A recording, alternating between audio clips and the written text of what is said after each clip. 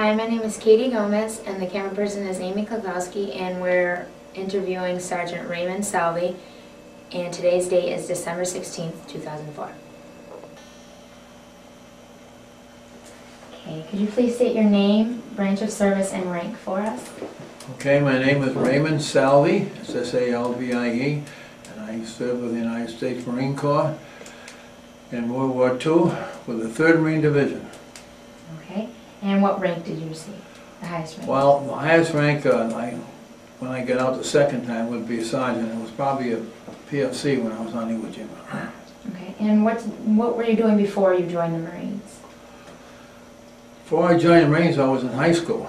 And when I got out of high school, in those days, you could win it. Of course, you had a draft. Remember, this was World War II and on. If you either went in the service, you were drafted. I mean, there was nobody of what I would call draftable age in my whole town. Everybody was in on one way or the other. So when I was 17, my mother wouldn't sign me to go in, so I was about 17 and a half when I finally went in April of 1944.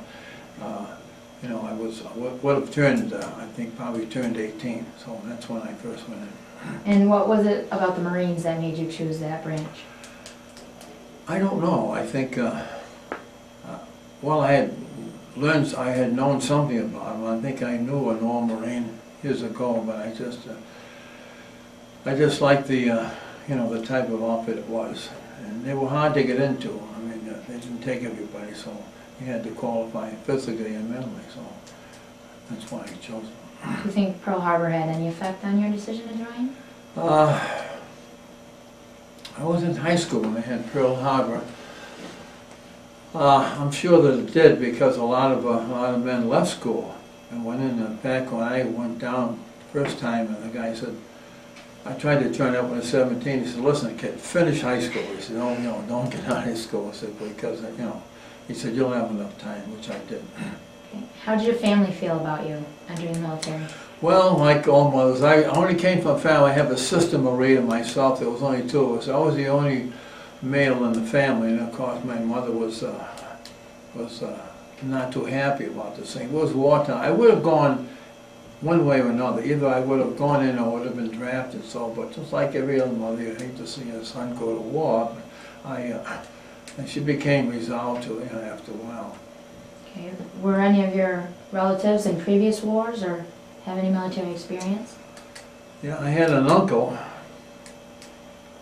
who was in the First World War and got gassed. It was quite a thing. And he later came out and was an electrical engineer, graduate from MIT. And then he helped design the electrical system for the B-29, which is very complex and biggest plane we had that day.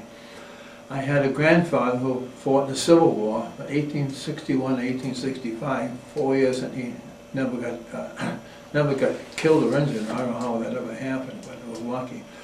And I had another grandfather who was a Prussian military officer, and he came over after the war from Germany and went to school nights, became an American citizen. Impressive. Where did you train after you entered? Well, when I entered the Marine Corps, they sent me down to Paris Island, South Carolina, and that was a training place for the East Coast. And I have to say, it was a pretty tough and thorough. You know, we went there 6 weeks, and you get there, they taught you to march, and they taught you how to use a bayonet. And the Marine Corps is always very strong about men handling weapons. Every man had to be initially a rifleman, so they put you on the rifle range and they taught you how to shoot, and they were, they wanted you, every man had to qualify. You had to qualify before you could leave. And we had a lot of discipline and close order drill and various other things that were necessary in the efficiency of a command. How long did this training take? About 6 weeks.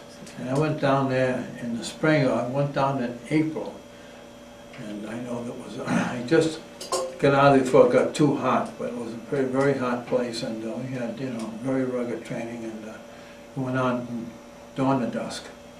And do you think the training that they gave you adequately prepared you for the Oh, absolutely, absolutely, yeah. How important do you think the skills that they taught you were to you in the war?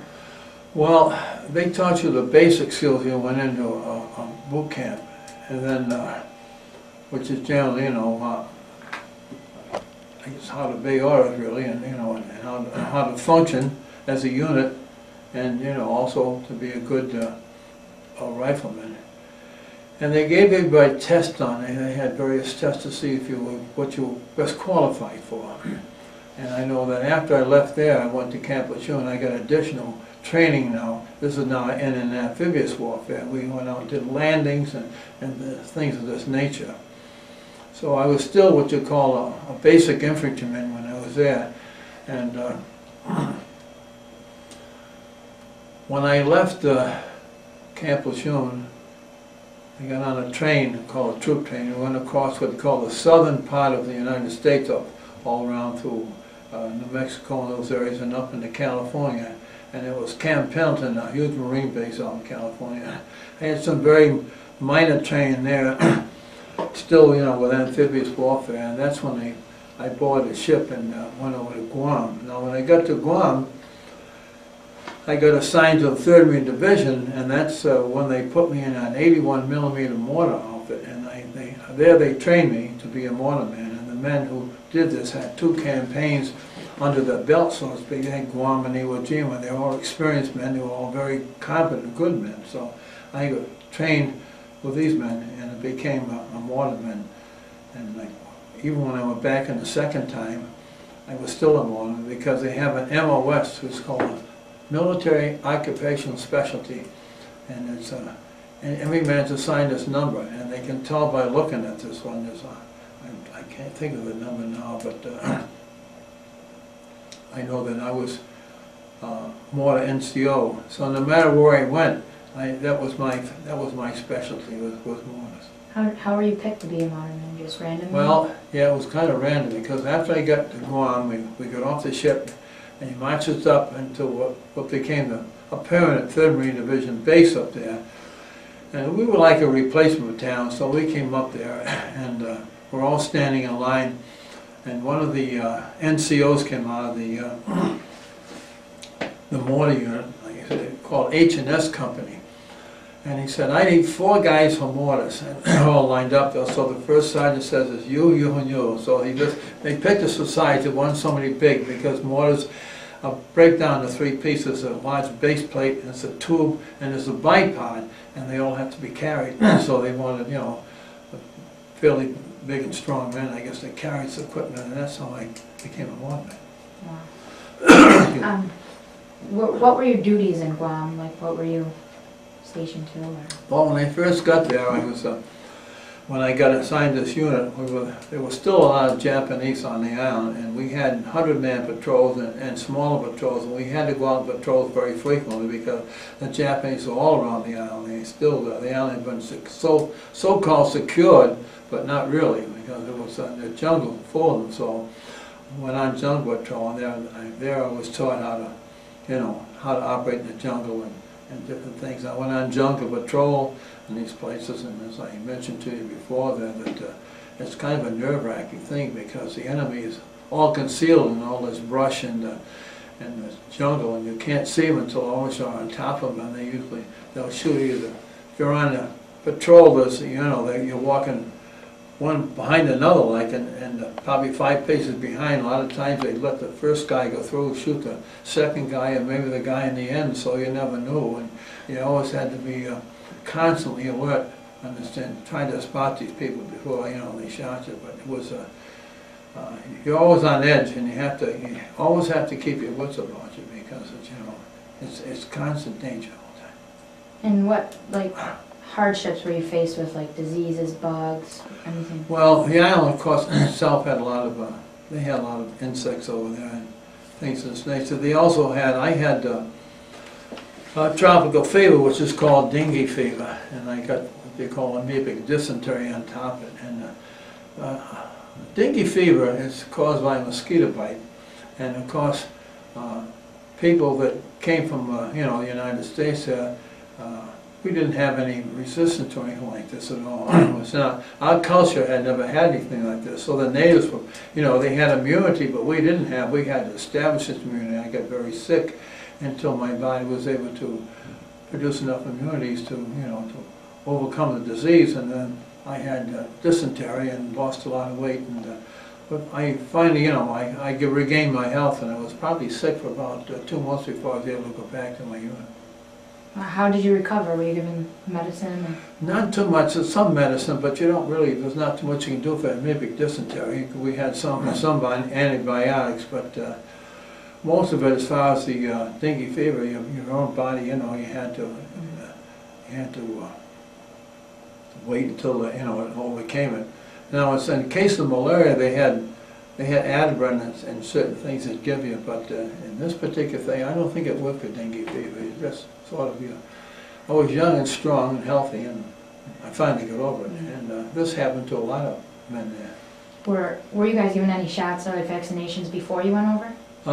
Some. We got some there. We got an awful lot of shots before we went up to Iwo Jima. They gave us everything I could think of, I guess, because they didn't know what was on the island, and they gave us shots of all kinds. And they took our uniforms and they had a solution. I don't know what they had, all kinds of, I think it was like kerosene and everything else in it, but they had certain solutions, and they said, you got to take one of these uniforms and you dipped it in the solution and you dried it out. And that was to prevent the insects supposedly from getting on you. But when we get up to Iwo Jima, it started to rain, all the stuff came out of the material, and it just stung you. You know, it burns your skin and your legs and everything else, because it was just, you know, it just washed out. But that we had a lot of different shots and everything else.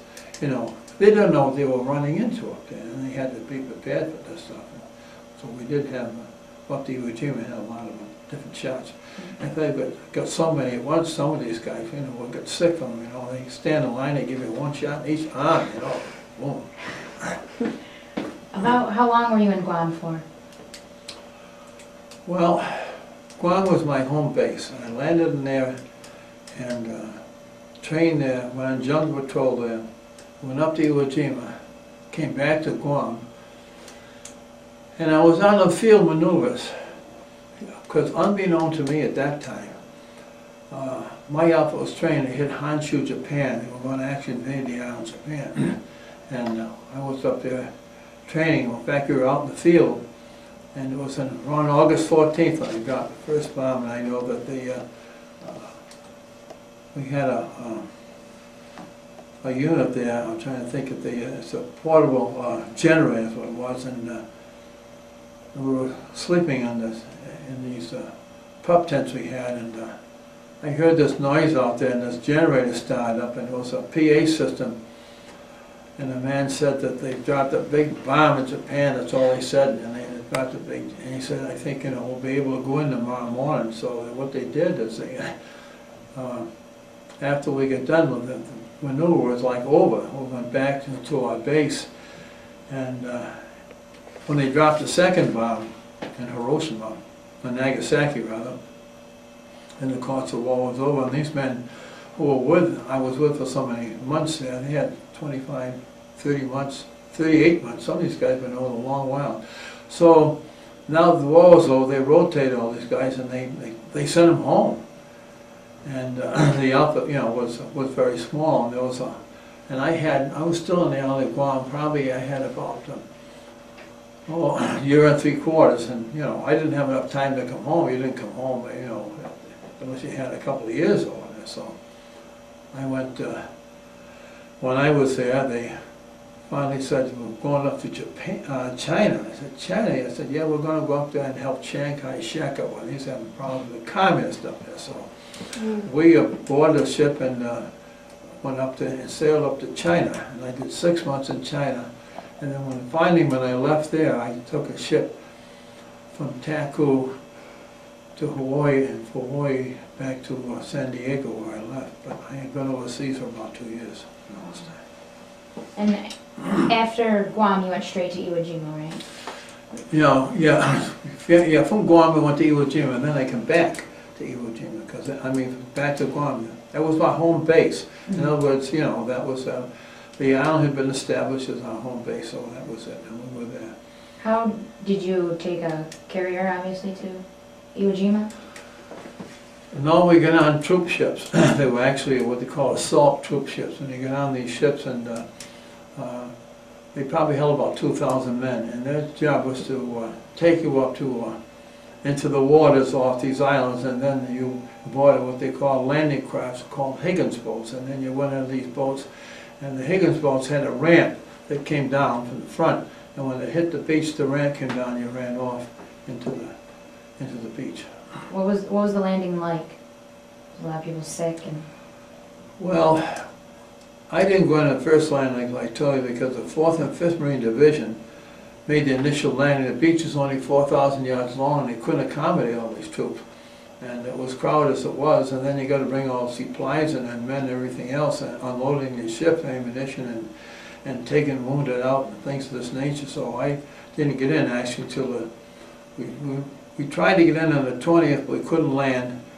And then we finally tried the 21st and we were able to get in. But there was enough space to drop a landing craft in, and of course we got off and sunk in the volcanic ash like everybody else did. You couldn't dig a foxhole in it because it just kept caving in on you. So the only places you could get any cover was where large shell holes that the naval gunfire had.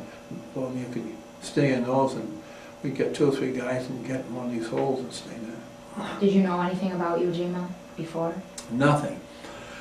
And of course, the troops, I guess, in the field are almost the last to know. I mean, some of the officers knew, a long while. They knew where we were going, but probably about, well, maybe 3 days out. I'm saying it took us about, let's see, we left Guam and sail up there. I think it probably took us a better part of 4 or 5 days, and to sail up till we get in the waters off the island of Guam. Probably the 2nd day out, then they told us where we were going, and what we were doing, what we were going to, and told us about the island's name. Yeah, it's surprising to find out that, like, statistically, 1 life for every 3 square feet was lost at Iwo Jima. How do you think did you and your troops keep fighting, not like knowing there was so much chaos? Well, you have to remember that you were in one section and you got all you can handle the way on. I didn't realize how bad the casualties were until the campaign was over, because 4th Division's on one side and the 3rd Marine Division in the middle, the 5th's on the other side, and we've got our own problems there. But I know that we fought badly for the land we took. I remember the biggest advance we made in one day was 200 yards, but I mean, that was it. I mean, it was just, and some days they didn't move at all. I mean, because most of the Japs were hidden, and they had, if you've ever been up on the summit on the thruway where they had that long, where they cut through the rock, all I can explain to you is that they have slits that would cut in the rocks, like this, and they'd put a rifle out there, and they would shoot at these people, and you never knew where the stuff was coming from, because they were all in caves and stuff like that, and they were shooting at you. And so it was, in some cases, they would, when we got up these caves, we had, with H&S Company that I was in, they had demolition men, flamethrowers, and 81 mortars. And the flamethrower guys would have to go up there, and they were really marked men because they had to carry these tanks, and they'd go up there and they'd shoot this flame out of these tanks, from the tanks into the mouth of the cave. And then when that sort of cleared up, the Pioneer Battalion, where they had half-pound blocks of TNT on sticks, maybe 3 or 4 of them, and they had a fuse on them. And they'd light this fuse and they'd run up on the side and they'd throw this thing in there. They had this massive explosion. They either closed and sealed these caves so these Japs couldn't come out and, after you'd gone by.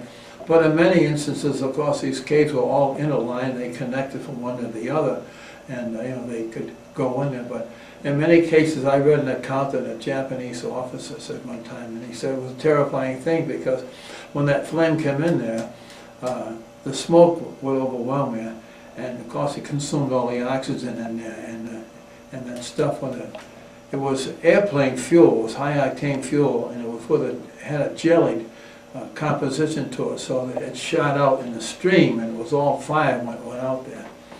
And that's the only way we could seal these caves off and move in these places. But a lot of cases it was just the enemy was in caves and pillboxes and and all kinds of places. So they used to have a thing called a spider hole too, and that was a hole in the ground that had a metal cover over it. It was covered with dirt. So you'd run over these areas, and you'd never see anything. And these guys were in these holes, and they'd raise out. Well, it was like a manhole cover, and the cover would come up, and as you were going, they'd shoot you in the back. See, and then they'd drop down these things again until. Of course, guys are running around all the time, and once this guy opened this thing up, somebody dropped a grenade in there, take them out. But, these are some of the things that, went on. Do you have any close calls yourself with? Well, I had only one close call that I can recall. Of course, a lot of shrapnel flying around. I don't know why I never got hit. It was just pure luck.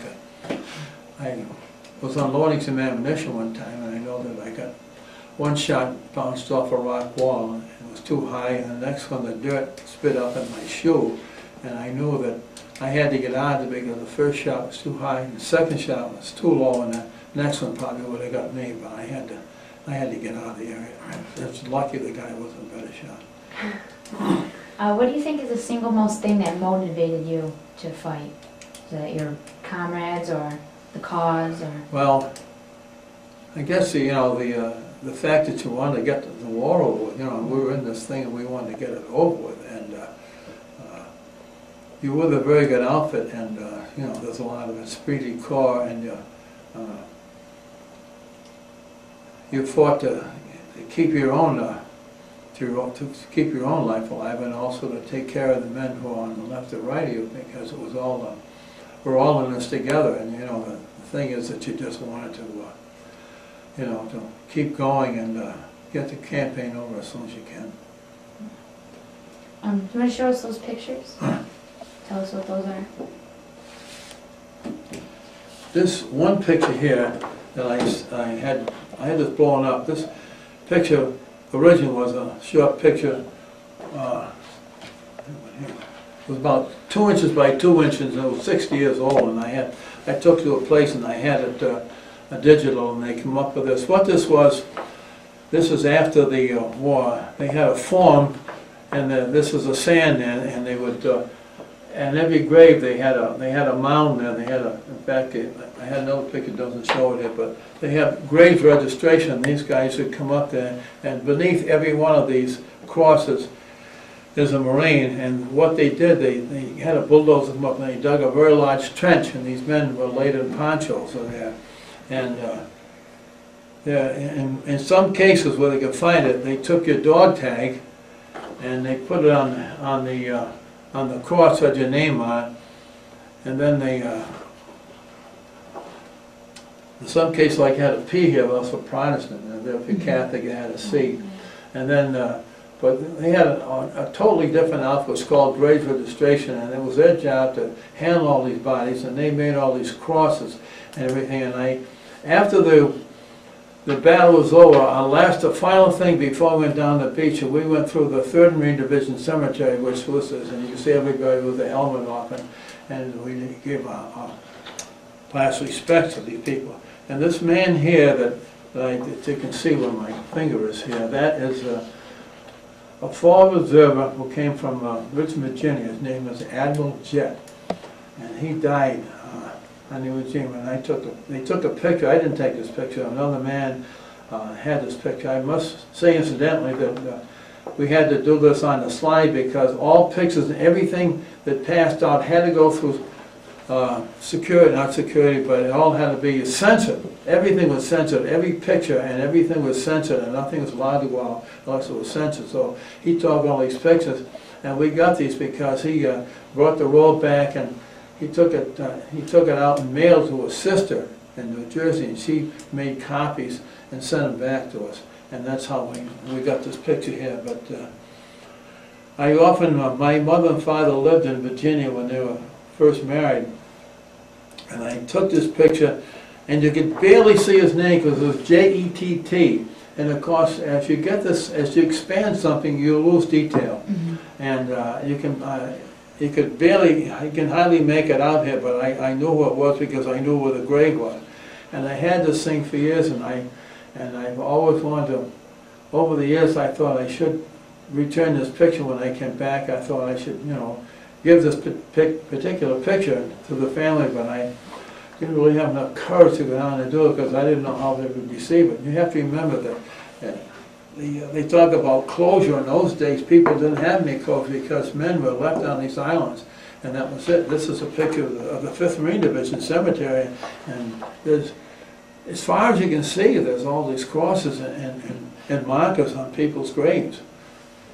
We left 6,821 men in that island.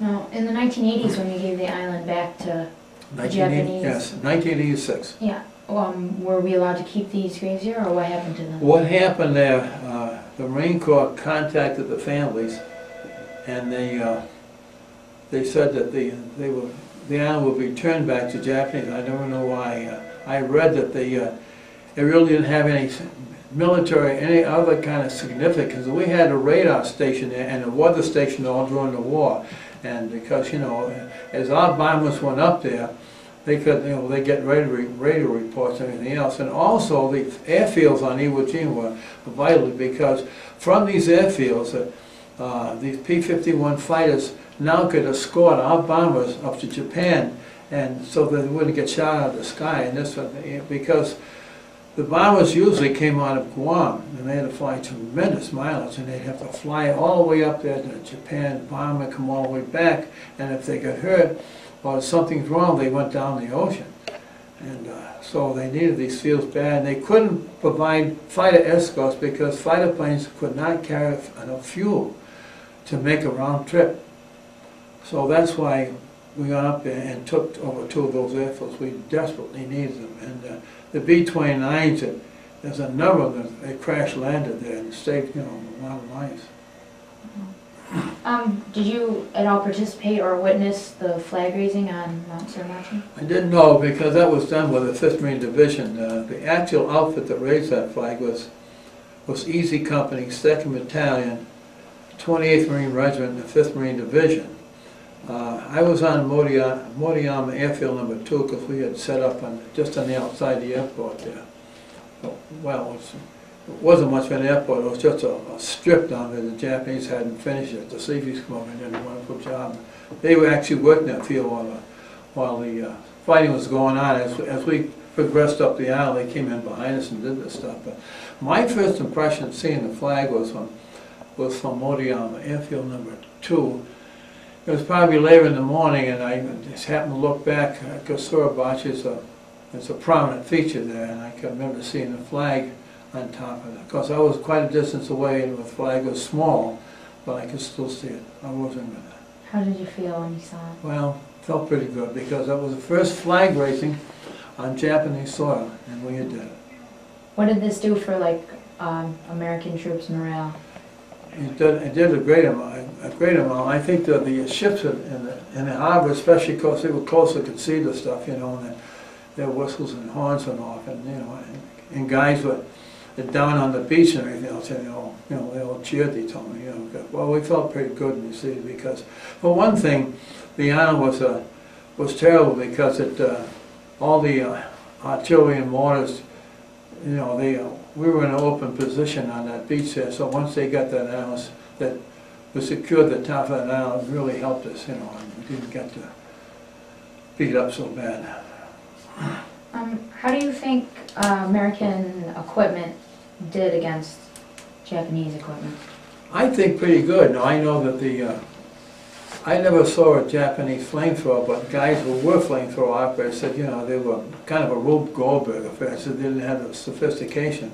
The Japanese had a pretty good machine gun called a Nambu, but for the life of me, I never could figure out why they never had a continuous bell on it. Now, we used to have a continuous machine gun belt, and they had a large case, and the bullets were in there, and they were all already in the belt. They were already pushed in there, so they would feed us in, and it would feed out of the box. It would go, and the shells would fly out. When the box was empty, they'd put another one on there, and there were quite a few shells in this box. The Japanese had they came in strips. They probably had maybe 25 shells to one of these things, and they put it into the side of the gun, and when they pull the trigger, it would zip on through there, and then they'd have to, when it got off, they'd have to reach in and get another one and put it on. So I think even though the gun was effective, it was I don't know why they never had a continuous belt where they could have fired more ammunition, you know, for a long period of time with this. And the logistics too, now they had to carry these things up, and they had them in great big boxes, and they had boxes and boxes, and they were really, you know, cumbersome, especially when you're operating in the jungle. But that's some of the equipment, and I know that I think our M1 rifle was much better. We had a BAR, which is called a Browning automatic rifle, which is a very fine automatic rifle. And of course, you know, any rifle can kill you. But I think, you know, the M1 was a very fine rifle, and I carried that all through Iwo Jima. Was there any Japanese weapon that you and the troops feared the most? Or was it all just pretty scary? Well, I guess, you know, it's all machine gun fire, and I don't think, probably some of the rockets they had, they weren't too sophisticated. Now, some of the rockets they fired came out of they had like a V-chute, and they put them in there almost like a rocket. They light them in the back, and they'd fly off, and you know, they never knew where they're going to land.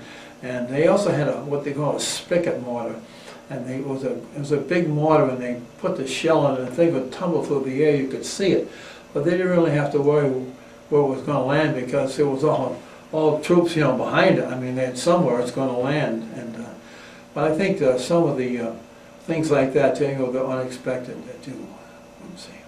And what exactly is this right here? This would be, they call it the sand of Iwo Jima, but actually it's a misnomer because the sand isn't white.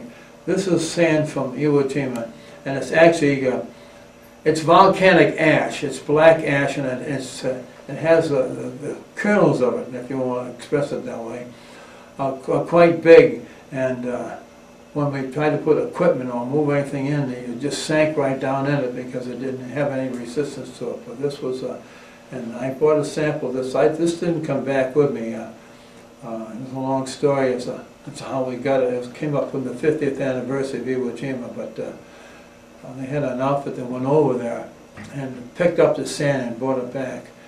And we put it in these little jars, and it's got things that says Iwo Jima sand, but actually it's volcanic ash. But that's what it looked like. It was black ash. Okay, how did the fighting end? How did it come to an end in Iwo Jima? It just came to an end because when they sealed off all these caves, and we drove them into what they call Katano Point, which is the northern part of the island, and they were just down to a very small area down there. And I don't know of anyone. They had a few Japanese that came out, but very, very few surrendered. They had 21,000 troops, and most of them were killed, were either killed in caves, or if they did have any that came out and had small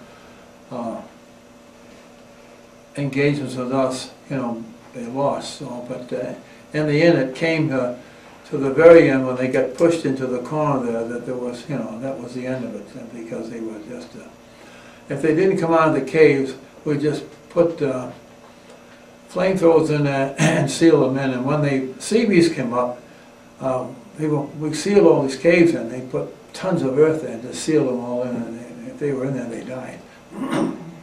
How long were you stationed in Iwo Jima for? 35 days, continuous, yeah, continuously. Do you think the price we paid for the island was worth that?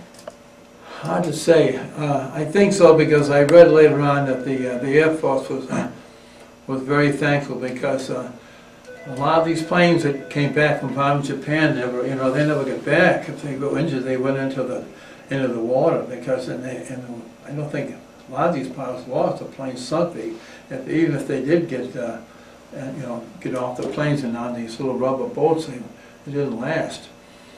So I think that it was a great help there, because it certainly it helped these pilots, because they didn't have to ditch these planes and lose all these crews. And I had read some figures later on about how many planes that had landed on this island afterwards, and how many crews were saved. And you know, actually, you saved more crews than the amount of men that died on the island. And it was 750 miles from Japan. Like I say, the big thing would help these guys out. They could get fighter escorts. We had P-51s, and boy, those guys were tremendous pilots.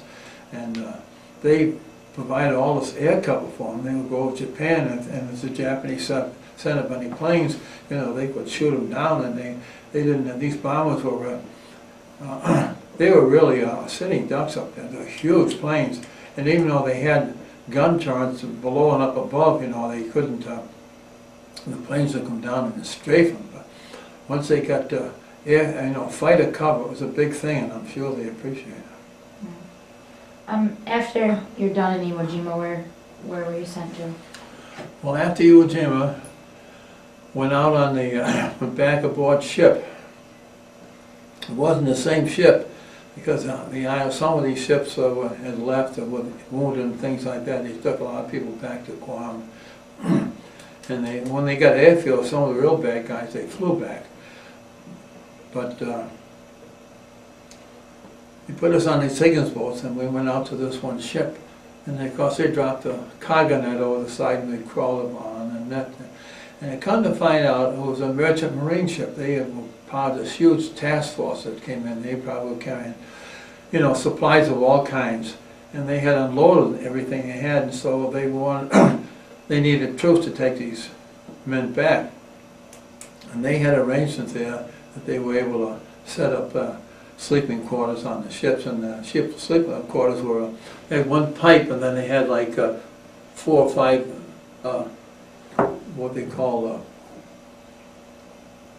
they were just like, well, they weren't really beds, they were just like canvas things, and you could put you, they had a mattress on them, and the men slept on those. They had about 8 of them on each side, so they were all over the hull of the ship, and that's how we went up there. But these were all merchant marine men, and boy, I tell you, those guys were wonderful. I get on the ship, and I remember the first, get on in the afternoon, and they fed us a little bit. The next morning we got chow line down. They had three cooks down there, and they got all these crates of eggs down the side.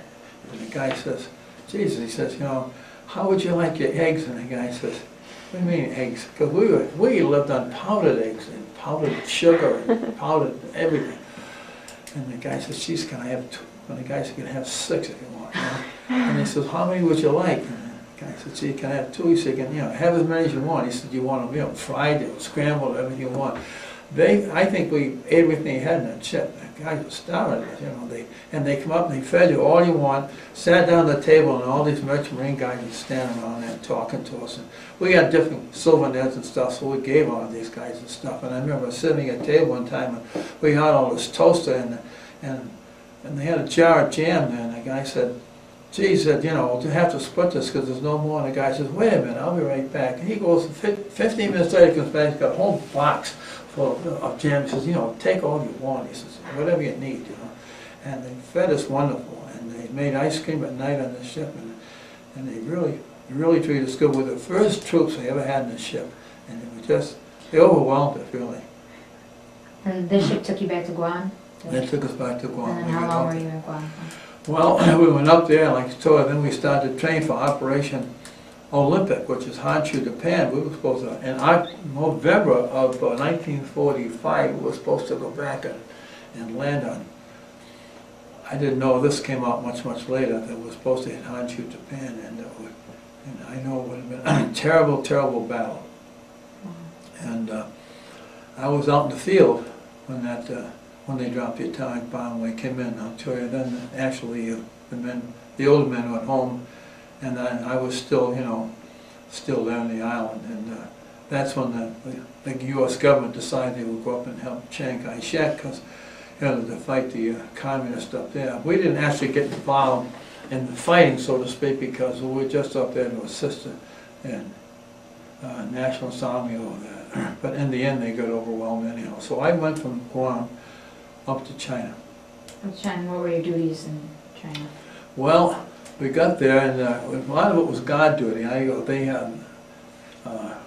had a place called Lindsay coal mines. They had huge coal deposits up in China, and this coal was going all over as part of their economy, really.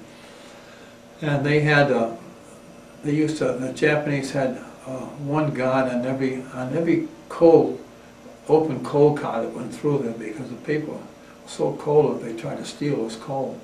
And we had a bridge across Yellow River that's called Bridge 66, and we had Marines with machine guns on each tower to protect this bridge so that the communists can come and blow up the bridge or the tracks or anything else. So this was mainly our job, was to assist them, you know, in this type of thing.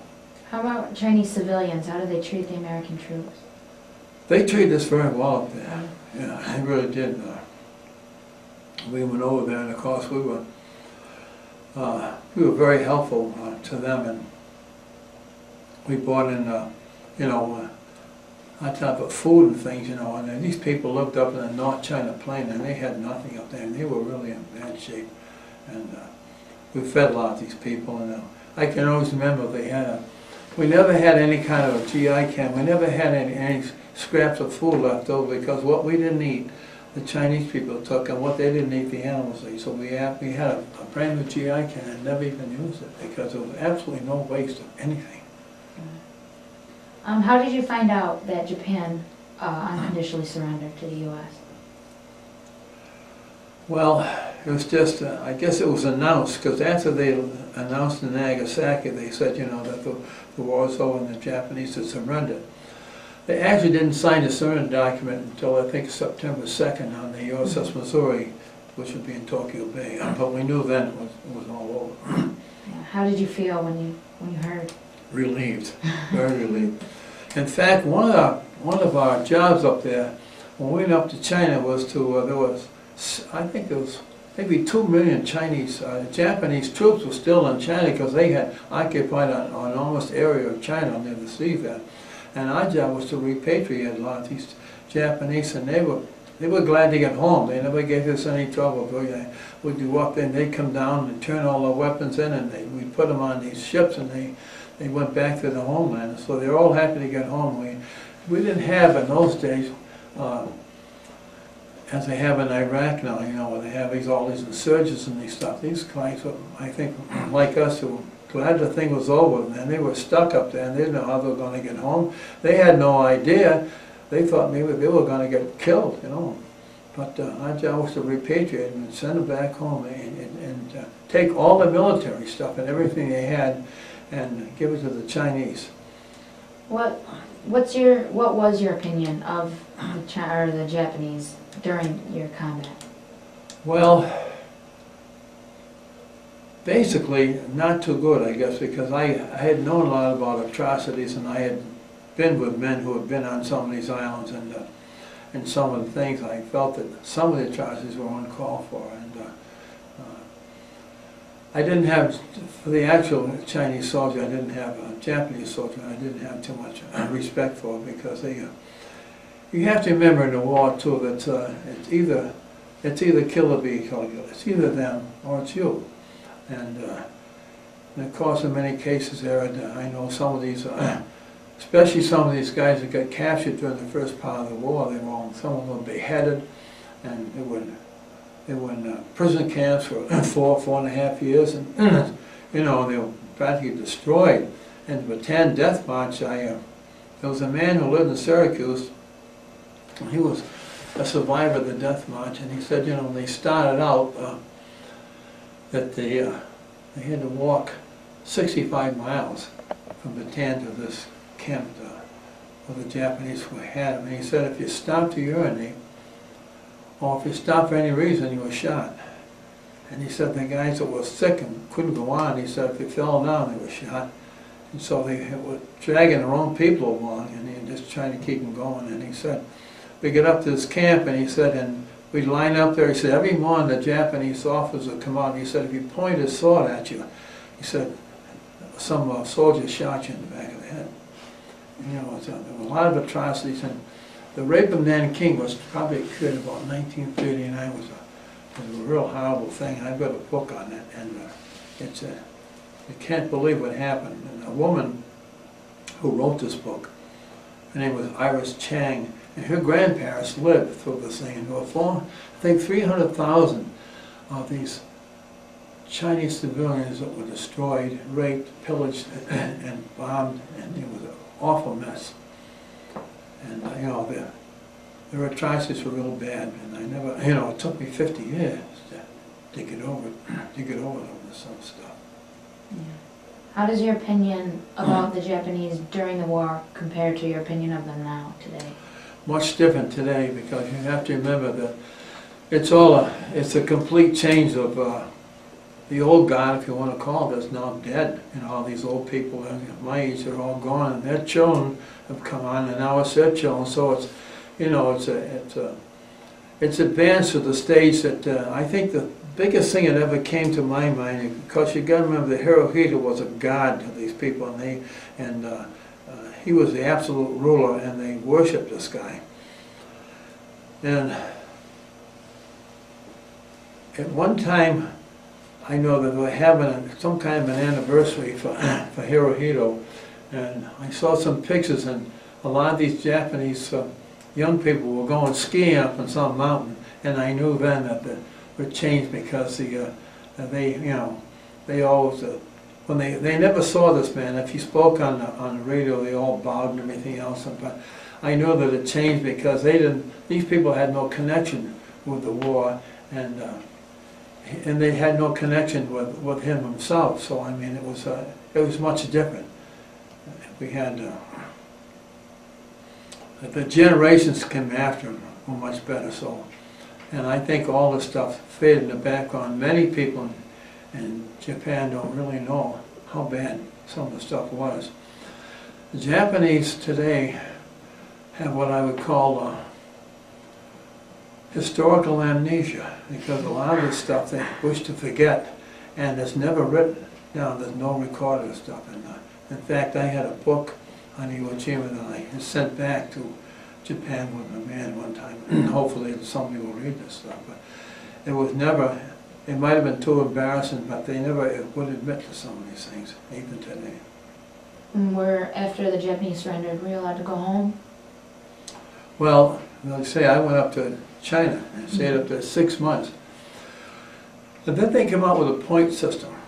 And if you're overseas so long, and if you had combat time, and you're up in China or whatever, in different places you've been, they devised a point system.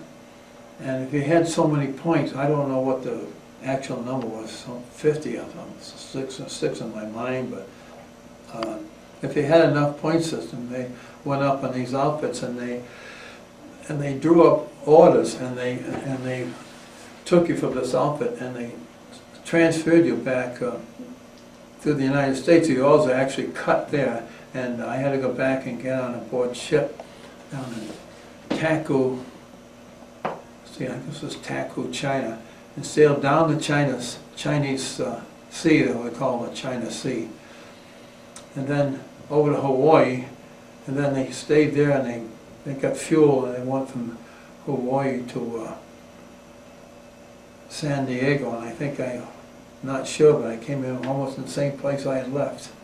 So that's how I get back home. It took a long while. We were on the ship a long, long while. How were you welcomed back, warmly? Or? Well, I guess, you know, we're just glad to get back there. Of course, we landed in a military, a naval base there, and there were some families down there. I don't know how they ever got word of it, but there were some families of some people, I guess, who lived on the West Coast. But you know, we got off there, and they were pretty good to us, you know. But there wasn't a big homecomings, you know, because most of the guys come from the East Coast or Middle West, and, you know.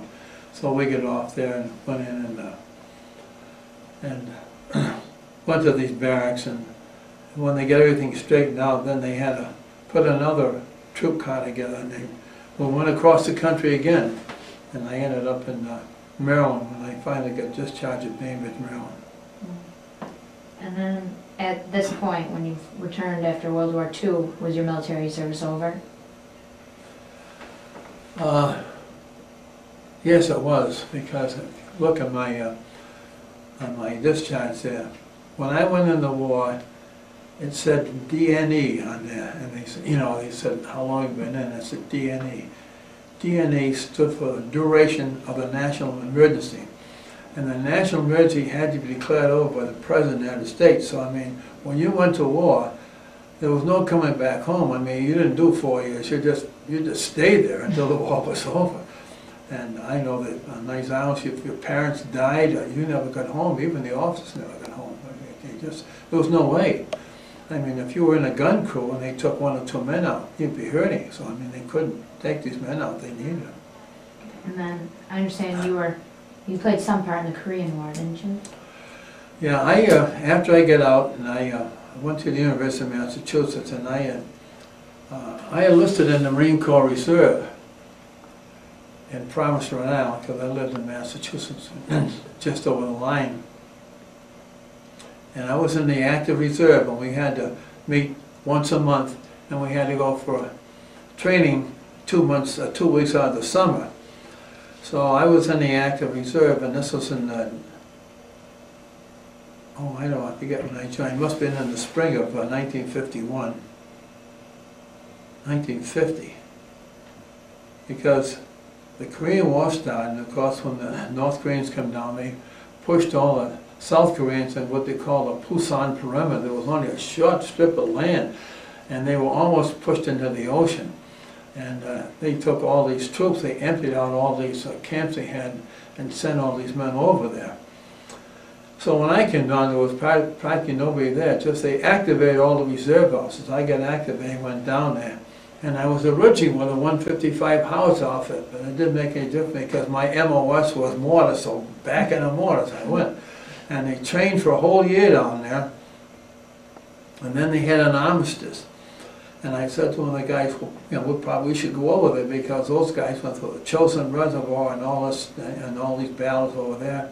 Incheon Landing, and they said, you got too many points. I said, what do you mean? He said, well, he said, you've already had combat time. And he said, if we send you over there now, he said, they're only going to send you back. He said, because you've got this time, you got all these points, and I had tons of them. I didn't need them. But I was single. I said, well, it didn't make a difference to me. I said, if those guys are over there, they need to come home. I could go over there and do it 1 or 2 years and make a difference to me. They said, no, if we send you over there, they won't even accept you. He said, you can't leave the United States. So again, with this point system, I got another discharge, and I had been in 14 months. Then I went in the inactive Marine Reserve, and I had to keep the Marine District informed of my current address and what my status was. And I had 3 years to go in the inactive reserve, and after the inactive reserve, they sent me a second discharge. And I was discharged a second time. But I don't consider myself a Korean vet. I went over there, and I was recalled from the service. But Korean vet, in my estimation, is a guy who's gone over there and went through the Chosin Reservoir, Incheon Landing, and all the mess that they had over there. So a Korean veteran is a guy who goes over there and fights in the war, and I knew what it was from World War II, so I never considered myself a Korean vet. I had served in this time, and I told one of these guys one time, he said, gee, you should join this Korean veterans. He said, you were in during that time. I said, no, I said, I can't do it. I never could bring myself to do that because I was never a vet. Yeah. What did you do once you were discharged for the second time? Well, that's the first time when I got out. I came back home, and I know that's when I was really at peace with myself, because I came home and I was discharged, and they gave me all my mustering out pay, and it was in the summertime. I remember I lived in a small town in Massachusetts, and I could walk down the roads and and see all these people and go through some of the fields. It was it was a very relaxed feeling. And then I applied to go to what's called Mass State College, and later became the University of Massachusetts, and they had a GI Bill. It was a wonderful thing. They paid for all your tuition and all your books, and we lived in actually, there were so many GIs that went to school on the GI Bill that we had to go to Fort Devens, which was a decommissioned base, and we went to school there till when they graduated, people we could move up to the University of Massachusetts. But I went there and went to school there, and that's like I said, the GI Bill was a wonderful thing. And I got an education from those, and I had an associate degree, and then I came out, and then it was in the active reserve, and right after that, I got called on the Korean thing, so I went down that, and finally when I get out, I came back home again, and I couldn't find much employment there, so I went out. I had some friends in Minnesota and out there trying to get work out there, and I didn't have too much luck. And I finally came up here. I was writing to a young lady, and I finally came up here to Syracuse, New York, and I got work up here. Then I married, and then I joined the state police in 1954, and I put 25 years in there. Did you receive any medals or recognition for your service? Well, everybody gets, you know, what do you call combat ribbons, and I have a few here. I didn't get anything for valor, you know, I didn't get any Silver Star or anything like that. I was never in a position, thank goodness, I guess. Some of these guys, they did wonderful things there. We had 27 men on the island of Iwo Jima got the Medal of Honor. 27 men. But my outfit got a Presidential Unit Citation because of the actions that we had on Iwo Jima, and that was the highest award that I received. What do you think was your most memorable experience from World War II or China or Korea? I think being out in the field there and learning for sure that the war was over. And there's been a lot of controversy after the war was over about the use of the atomic bomb. But I read materials on this, and they estimated, and Truman had been advised of all the stuff they had when they had developed this atomic bomb. And he got together with MacArthur and Nimitz and all these high-commissioned or high-ranking officers, and they said, if we assault the island of Japan, how many casualties do we expect? You know, we're going to throw thousand men. And we had control of the ocean and control of the skies, but they outnumbered us. The Japanese island had about, I think there were 6 or 7 armies around that island. And they estimated that there'd be 150,000 deaths and maybe 300-some thousand wounded. And that was only an estimation. And if they figured if it went on any longer, it would have been more than we probably could have taken. And Truman looked at all these figures and decided then that rather than, because they were going to have to take troops out of Europe, that these guys had fought all through Europe, and they're going to transfer them, they're going to go and land Japan, because the campaign was over there. And you know, it would have been terrible. I'm sure that we would have suffered. You know, it would have been. There have been so many injuries that I don't think we could have ever contemplated. And even though when they dropped the atomic bomb, they did kill a lot of people.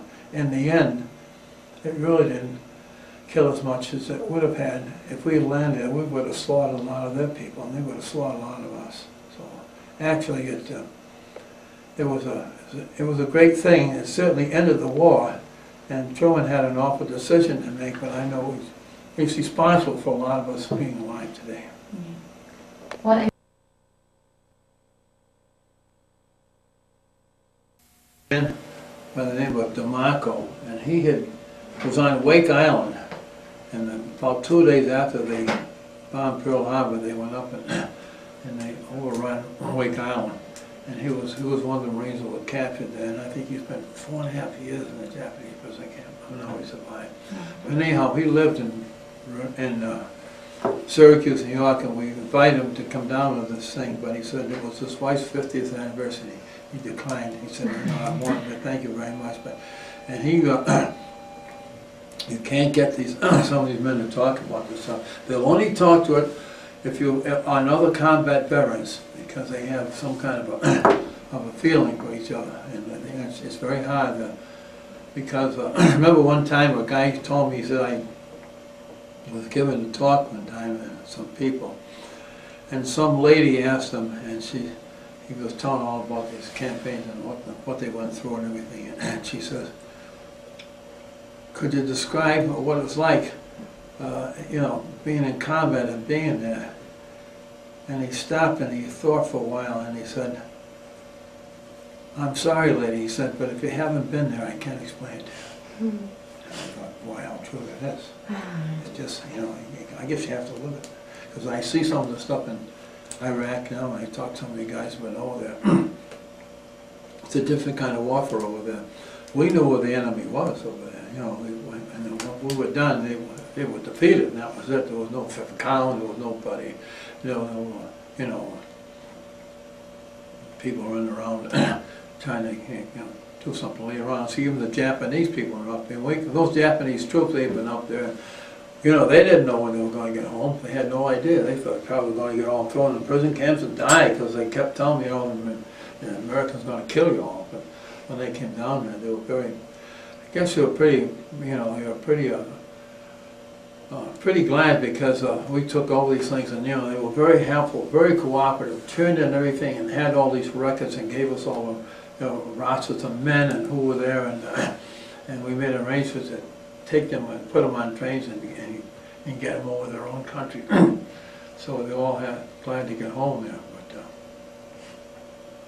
this picture here, there's a little story for this. I don't know how much time we got. Maybe it's something a little different here. These four men were all Iwo Jima survivors. This man here, Monty Collins, went back on the 25th anniversary. This is Nixon Gal, first wave of the 4th Marine Division, went through the whole campaign and survived. This is Bob Cutworth, 3rd Marine Division, and Ray Salvie, 3rd Marine Division. This flag was found on Iwo Jima by Nixon, Gow, and White. And he had this flag for years and years. Monty Connor went back to the 25th anniversary of Iwo Jima. I never could bring myself to go back there. But he went back there and said, gee, I met a lot of these families over there. He said, you know, I had a real change of heart on some of the stuff. He said, these people come over there, he said, you know, trying to find something about their relatives, because they lost, Japanese lost 2,400,000 people in the war there. And he said that, you know, the Japanese government never did anything to try to recover remains or anything else, and these people had nothing, you know. And we had a lot of stuff. I had a letter that I picked up in the campaign there, and I had it for 60 years.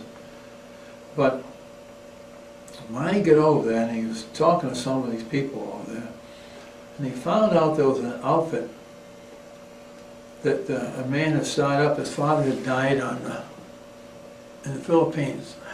Never know anything about it. He said, they sent me a box with a couple of rocks, and I said, that was all. I mean, there's nothing. And I don't know, they never, I don't know whether they're too ashamed or they just never wanted to admit defeat, but they didn't. He said, you know, we got nothing back, and we had all kinds of souvenirs. The guy had flags, and they had bands they used to wrap around, and they had gloves and hats, and, you know, picking up stuff forever. And I had a letter there too. So anyhow, it came to find out there's a man who started out a unit there, and he's trying to get all these artifacts that anybody in this country had, and his sole job was to return these artifacts to people if they can find them. Now this particular flag here, there's a lot of Japanese writings on it. What there is on this flag, he probably had it wrapped up in this pack there, and these are all things that people would say, you know, good luck, I hope you come home safely, you know, they're all written characters, and the man's name is on there.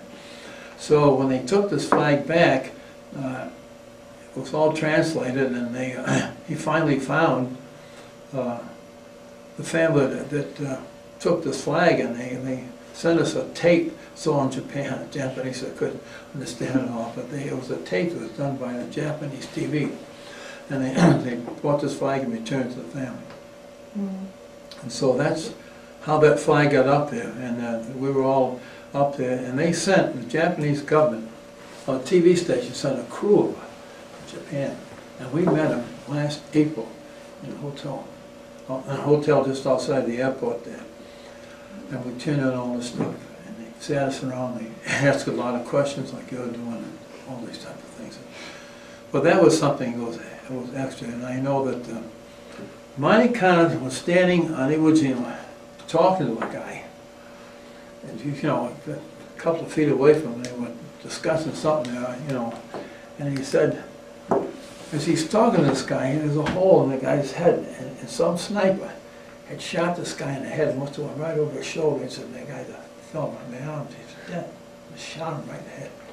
And that's, you know, so when it, you know, he didn't get it back either, but it's just one of those things. But it took many, many years to get over this stuff because it was atrocity so bad, you know, and beheadings and all this stuff, and starvation. And they had a unit called 731, which the Japanese had up there, and they performed surgical stuff on people without anesthesia. They shot a guy one time. This is all, I can show you records and stuff where they shot a man one time just to see how what a bullet did to the injuries, and they would go in there and try to, you know, try to figure how to stop the bleed and everything else. Their idea was that they could show how the doctors could do this stuff, that when their own men to get shot, they know how to do it. But this guy, I mean, they shot a guy in this, you know, just no anesthesia, nothing, just died, you know.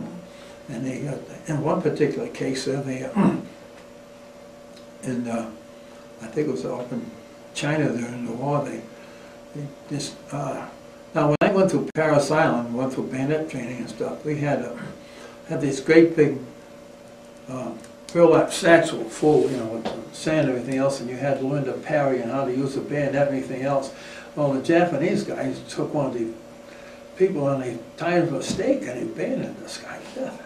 You know, and that's, and they got pictures of stuff. I mean, that's how bad they were, you know. And so on these islands there was never, even on the Guam and especially on Bougainville, some of this stuff, you know, no quarter was asked and no quarter was given because, you know, you just couldn't.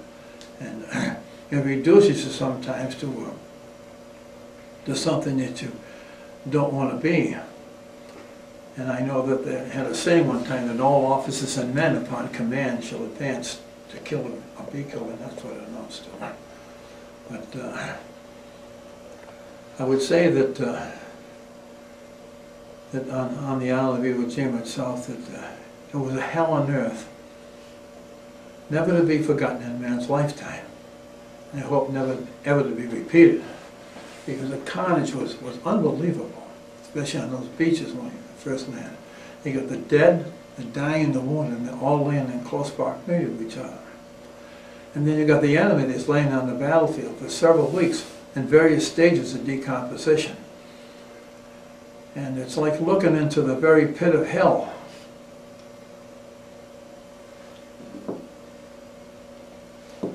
Sorry. We went through this, right? Yeah, we did that one. This is a picture of Al Johnson. Al Johnson was a Black Sheep fighter pilot in the, what's called VMF, Volunteer Marine Fighters 214. This is Pappy Boynton's Black Sheep Squadron.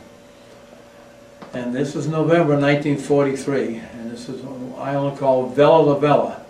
And this is probably one of the last tours they had on there. And this is Al Johnson. He was standing beside a Corsair there, and he gave him this picture and he autographed to a brother Marine, you know, Ray Salvie, Semper Fi. And he was a good friend of mine. In fact, I was in the, he later got dementia, and he was bedridden for a couple of years, and I was out in his garage one time helping his wife up, and she called me up and she said, she said, "I don't think Al's breathing." So after 25 years, the state police had seen a lot of death. I went up there, and he was pretty thin anyhow. I couldn't get a pulse, and I couldn't get any heartbeat at all. And he just passed away just in his sleep, and I was in the garage when it happened. But he was a hell of a guy. And the other man that I told you, this book is in there, that's Bob McClure. And Bob McClure flew with him. Bob McClure they both had 80 missions. 80 missions, that's going up every day, 80 missions, and not knowing if they're ever going to come back. Mm-hmm. They were a very fine outfit. And Gregory Pappy Boynton, they call him Packy, is the oldest guy there, but he had a tremendous background. This guy started up in Flying Tigers in the early 30s when the Chinese government hired these mercenary pilots, American pilots who went up there because the Japanese were, you know, taking over the island, taking over the country there, and they went up there and they worked. And after the World War, after Pearl Harbor, they took them back out, and they came to the Army Air Force, and he took a lot of these pilots in. They were supposed to be guys that didn't fly so good, but he had tremendous. This guy could fly in. He shot, I think, 27 planes, 28 planes on. He was an ace. He got the Medal of Honor, and he commanded this squadron, and they did outstanding work. And I'm not familiar with all the history. Bob wrote the book. You'd have to read it, but if Bob is amenable to it, if I can get him to do this, I ought to bring him down here, because he's the last surviving ace of this unit. And there's, I don't think there's 10 or 15 men alive for the whole squadron that are alive today. So that was. Do you still keep in touch with any of your old comrades? Well, some, of course, and some of them, some you lose track of over the years. Some die, you know, and they move, and you know you don't hear from them anymore. One of mine I still hear from. That was in the second time when Gordon Crocker. He lives in East Providence, Rhode Island. Excuse me. I still correspond with him, and I was in another man that was in the Navy, and but he's dead now. So there's not. I don't have really too many. You know, it's only one or two guys. Do you belong to any veteran organizations, like things like that? I belong to what they call the Marine Corps Reserve, and that's all Marines have been in any kind of Marine Corps service, not just combat, but you know, any kind of service. And there's an outfit in Chittenango, New York, and I belong to that. I did at one time belong to the VFW, but like everything else, I joined, I think, in Massachusetts. But you know, I went to college, and I never went to some of the meetings. So I sort of got away from it. But when I went in the state police, of course, I was stationed in various places in the state, except down east, and you know, we worked long hours, and there wasn't time, you know, to really go to meetings. So I felt if you really shouldn't belong enough unless you can, you know, contribute to it. So, but that's when I belonged to Marine Corps Reserve, and I've still been in that now. I just have one final question. What does it mean to you to have played such an important role in our history? I don't know. It's just part of a bigger thing, I guess. You know, World War II was a massive thing, and you were just part of it, and you know, and we had to defeat these people, because in the beginning there that Hitler almost overran Europe. I mean, the only place he had to get in was England. I mean, he had conquered all this land. And I know that in the Pacific, which I'm quite familiar with in the history I've read there, when they finally surrendered at Botanic Corregidor down there, we had something like, I think it was 67,000 troops. That's all the men that we had. That was our entire fighting force, and they were all captured. And we didn't have anything. The Navy was destroyed in Pearl Harbor, and there was only a couple of aircraft carriers, and they happened to be at sea at the time this thing took place.